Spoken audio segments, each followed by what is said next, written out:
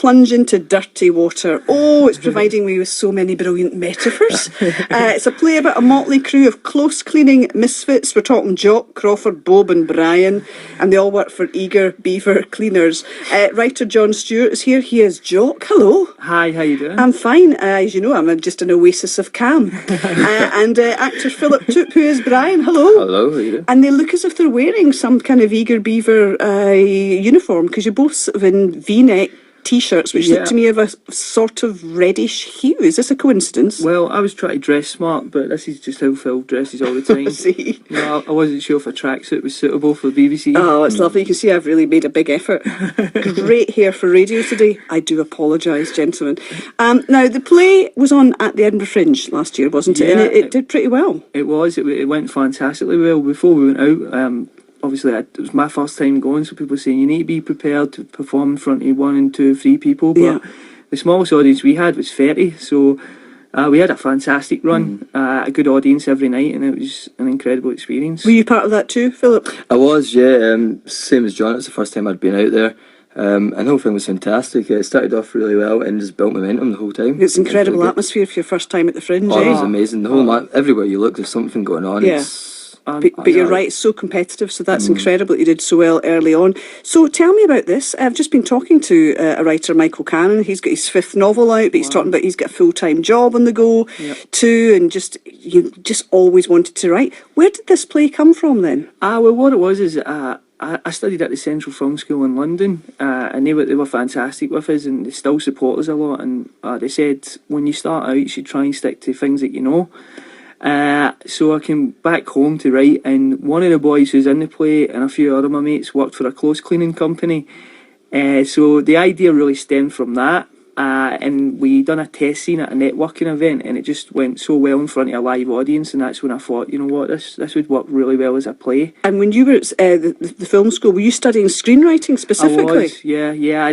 I got into it really by accident. I'd written a short film, and I wasn't sure what to do with it, so I just submitted it to a bunch of film schools, and I got a few offers down in London, and when I went into the Central Film School, I was just really impressed with their setup, and that's where I decided to go. And I was very lucky to have some incredible teachers down there that really filled me with confidence. So how did it end up becoming a play then?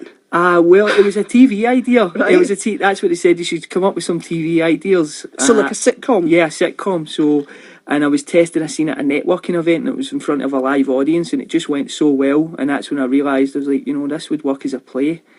And did you think that, because one might have thought, you think, great, this will be on the telly, but did you think that might be too difficult, or what? Well, it's I mean, because when you're starting out and you've got no connections, and it's a whole building process, and there's just so much goes into making TV and films and stuff like that. But with a play, all you need is a venue, and once you get the venue and the cast, then you can really build on it. So that's how it started. Have you still got an eye on TV? Because you think about things like, for example, I'm sure you know, selling out the Hydro, still game, but it started life as a play, which I saw back in the 19th century at the Edinburgh Fringe. Wow. Which was so long ago, Ford and Greg have a laugh reminding me I saw it, because I'd forgotten I'd seen it until they reminded me. But, it was seen there and people saw it, and then it made that transition to telly. Well, I mean, that would be a dream, but at this stage, no, I'm not really thinking about TV. Our next step, we've got some radio plays we're writing at the moment. So I mean, you say we are using the royal we. Do you mean you, or are you talking about a group effort? Yeah, well, no, sorry. I'll be writing it, but I always have other writer friends that look at things, and we do table reads, and everybody gets to give feedback. So it is really a creative process. Although it does say my name on it, written by John Stewart, I do have a lot of help from people around us. So it's really a creative team. I don't know how you managed to do that, and that American Daily Show night after night as well. Satirical genius too. It's incredible. And Philip, tell me a bit about the process then, because obviously, has it been the same cast then that's been around since last year? Well, it started off. I told you not to get into that mic with your actor's voice. So it's okay. It's so bossy. It started off with a couple of shows in Glasgow. 2012, 2012, yeah. And there was a different person playing the part that I'm now playing. Listen, I'm doing the fader. Just talk, it's fine. Instead of this moving poor in boy, and out I'm constantly. utterly intimidated. And you relax, and I'll do the fader. Okay. Yeah, so there was a couple of shows in Glasgow, and then I think through necessity, a couple of the parts had to be recast. And one of the girls in it, Leah Moorhouse, was one of my tutors when I was studying at college, Right. and she told me that this part was available. I should come and audition for it. So where did you study? Well, I started my first year studying down in Greenock at James Watt College, and then I've come up to Glasgow studying at Stowe Right. College, and I'm just finishing up my third year Oh, now. brilliant. So you're still doing your stuff? I am indeed, yeah, just finishing up this year. Had lots of really good shows through the college. Yeah. So it's been a great opportunity, and getting into this with John as well, it's an instant stepping stone because it's always the worry Of course. with acting. You do your years studying, and then what do you do from there? Yeah. So I've been lucky enough to get involved with this. That's terrific. And it's Very lucky. And so there are girls in this, because I was thinking this Yeah. all male close cleaning Yeah, team. well, it's actually a bit of a role reversal in many ways, Yeah. because obviously there was a time where like the industrial jobs are kind of gone now, so you've got now guys that are the cleaners, and our boss is a female, so it's that, you know, we give it big lips when she's not there, but Yeah. really we're all scared of her. And you are pretty rubbish at stair cleaning. Yeah, we're terrible, terrible. Right, you're going to give us a wee flavour. You're going to become the characters and give us a little live extract. Yeah, we could do that. Do you need to say where we're at? So this is Jock and Brian. Yeah, what it is just after the first scene, we've all just been caught taking an extended lunch break, and we've just had a bollocking from the boss. She's quite right. Yep. I realise I've become a sort of boss figure to you today. Yeah, I'm feeling it. I'm like, oh How do you no, like this right in place? front. That's quite good. I'm leading into the extract. And just long after that, my character Jocks had an argument with a tenant who's always on her case, and this is what kind of follows. Okie dokie. Well, in your own time. Thank you. Jock, mate, you need to calm down. We're in enough trouble with the beaver as it is. Oh, and what? Do you think I'm scared of the beaver? Well, yeah, Jock, I'm petrified of the beaver. Well, you might be, but I'm no. And I'll tell you something, mate. What? This job, I don't know how much more I can take. What do you mean, Jock? I'm nearly 28, Brian, and I'm cleaning stairs for a living. As do I. Brian, you're only 21, and you only put up with this so you can go any auditions that pop up. Alright, well, what about Crawford then? I mean, he's what, nearly 90? Aye, well, that's the fear, isn't it? Yeah, I suppose. Look, Jock, you're just having a bad day, alright? It'll be fine. Aye, maybe. Definitely need a pint after work, though. You up for it? A pint? Aye. At the pub, right? Well, where else you got to get a pint? I don't know. What? Nothing.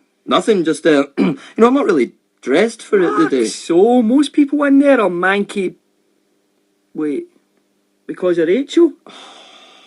Mate, like, if you like that lassie, will you just ask her out? I mean, if she's interested, she'll say aye, but you just need to go for it. Yeah, I know. It's just all about the timing. Well, you know what, actually, since you're here, you're the expert, right? What?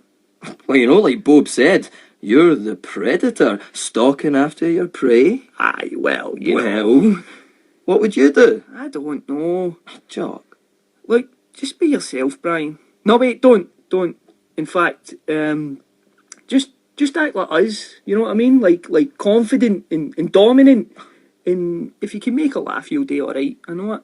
You think so? Oh, aye. Yay, live theatre in the Culture Studio. We love it. Just went straight into those characters. Yeah, Like Marlon Brando and James Dean. It's just straight into it, like a method thing.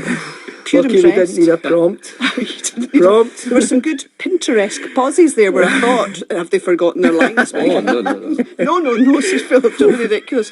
That was a wee flavour there of dirty water, which sounds disgusting. Philip and John, and we say eager beaver cleaners, in case you wondered what they're on about at the beginning. It's a bit like Mickey Mouse being referred to as the mouse. Sorry, yeah, we should address that. We address our boss as a beaver. Because it is the Eagle Beaver cleaners. Yeah. But it's really what it's like. I'd actually say the play's targeted for women because it's really an insight into male bravado. Yes, we're kind of like revealing sort of male insecurities, that sort of thing. Yeah. And whenever we come into the contact falseness of the bravado, and it's whenever the women come into it, we see how false all our chat really is. Right. And they're the ones that always have the control. And as soon as they're there, we're all quiet.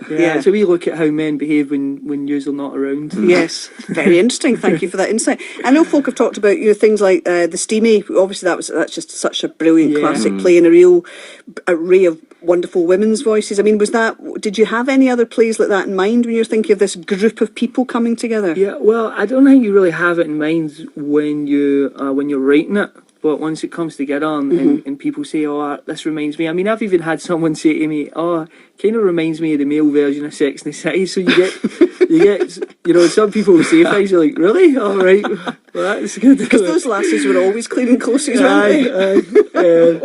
But yeah, I mean, I was very fortunate to meet Tony as well and ask him advice This about is Tony Roper, Tony Roper. Yeah, he was kind enough to sit with me because I wanted to ask him about advice and kind of what way and how to get shows started, and he was such a genuine guy. And tell me, so you've done the writing, and here you're directing as well, although, maybe in an ideal scenario you'd like to somebody else to be in the director's seat. Yeah. But had you done acting before? Yes, well, I'd studied acting, and that's why remember I'd said I'd written a short film. I didn't know what to do it. Well, I was struggling to get a part, and I was like, I'll just write something for myself. Maybe you said that. I thought you'd just done the No, I screenwriting. I hadn't said that. Right. But yeah, that's really how it came about. I went, I'll just write something, and it turned out I had an act. Because when I was at college, I had to write a devised piece as well, and that went incredible. And a lot of people said to me then, you should start writing. And you, Philip, are you from one of my favourite places, Bute? I am indeed, yeah. Oh, which bit? Just centre town, Rossie. Rossie? Born and raised in Rossie. I go there as often as possible. So do I I. love Bute. And have you performed there too? You put stuff on there. I have indeed, yeah. Well, when I was growing up, there's not too much to do with drama on the island, which is a shame, and I never really had anything to do with it when I was growing up. But it was in my 6th year at school, one of the teachers decided to put on a show, and so for a bit of a laugh, me and my friends thought we'd get involved. And That's not a Christmas show, is it? Because there was a girl I met who works at Mount Stewart, and she was part of a company I can only vaguely remember who put on maybe annual shows with a big sort of community cast. See, yeah, that's a different one. That's Right. the Bute Amateur Players. There was very little going on. It turns out there's tons. Well, I contributed and made more. That's fine. So there was nothing free. And these shows they were more sort of like once a year, quite big shows. Yes. And so what we wanted to do is we wanted to sort of start it from the bottom, and with a lot of help from my lovely wee mammy. Oh. Hello, Mum. Hello, mammy. We actually started up our own wee amateur company called City Down Theatre. Oh, brilliant. And we just did lots of wee simple, no budget shows that we put on for free. There was one of the local venues let us use the place for free, and it was just all families and kids came along to see it for free, and it was absolutely fantastic. Terrific. We did that. We went round the different schools and it got a great reception. My mum's continuing it down on the island, and Fantastic. I'm going to go back down and help out. Brilliant. Okay, well, the next time I'm there, I'm going to try and coincide with seeing a show. Fantastic. Thank you both very much indeed. No, Thank you for having us. Enterprising young men. Yeah. I salute you in a slightly intimidating way. John Stewart, Philip Toop. So let me jump in if I get anything wrong. Dirty Water will be flowing at Webster's Theatre, which is in Lansdowne Church at Kelvin Bridge in Glasgow, 15th, 16th and 17th of May. Yep. Then further performances at the Albany and Greenock, East Kilbride Arts Centre, Bathgate Regal Theatre, those Bathgate 4th and 5th of June. But all the info, the dates. You could get all the info and details on their Facebook page, which is Dirty Water Official. There you go. You won't forget that. You can follow you on Twitter. Is it Yep, Dirty Water? Dirty Water